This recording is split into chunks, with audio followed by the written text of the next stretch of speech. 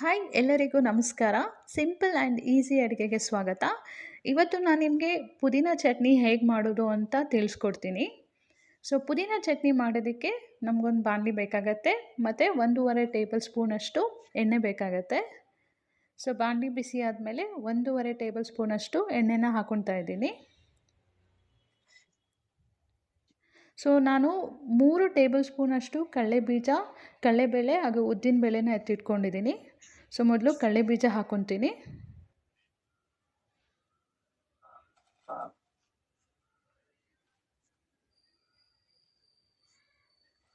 ಕಡಲೆಬೀಜ ಸ್ವಲ್ಪ ಫ್ರೈ ಆದಮೇಲೆ ನಾನು ಕಡಲೆಬೇಳೆನ ಹಾಕ್ಕೊತೀನಿ.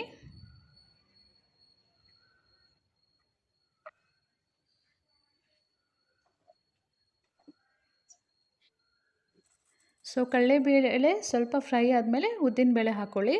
ನಾನೊಂದು ಚಿಕ್ಕ ನಿಂಬೆಹಣ್ಣು ಸೈಜ್ದು ಹುಣಸೆಹಣ್ಣು ಎತ್ತಿಟ್ಕೊಂಡಿದ್ದೀನಿ. ಉದ್ದಿನಬೇಳೆ ಹಾಕ್ಕೊಳ್ಳಿ ಮತ್ತು ಎಲ್ಲನೂ ಕಂದು ಬಣ್ಣ ಬರೋವರೆಗೂ ಫ್ರೈ ಮಾಡ್ಕೊಳ್ಳಿ. ಉರಿನ ಮೀಡಿಯಮಲ್ಲಿ ಇಟ್ಕೊಳ್ಳಿ. ಮತ್ತು 10ರಿಂದ 12 ಬೆಳ್ಳುಳ್ಳಿ ಹಾಕ್ಕೊತಿದ್ದೀನಿ ಮತ್ತು 10ರಿಂದ 12 ಒಣಗಿದ ಮೆಣಸಿನ್ಕಾಯಿನ ಹಾಕ್ಕೊತಾ ಇದ್ದೀನಿ. ತೊಳೆದಿಟ್ಕೊಂಡಿರೋ ಪುದೀನ ಸೊಪ್ಪನ್ನು ಸೇರಿಸ್ತಾ ಇದ್ದೀನಿ.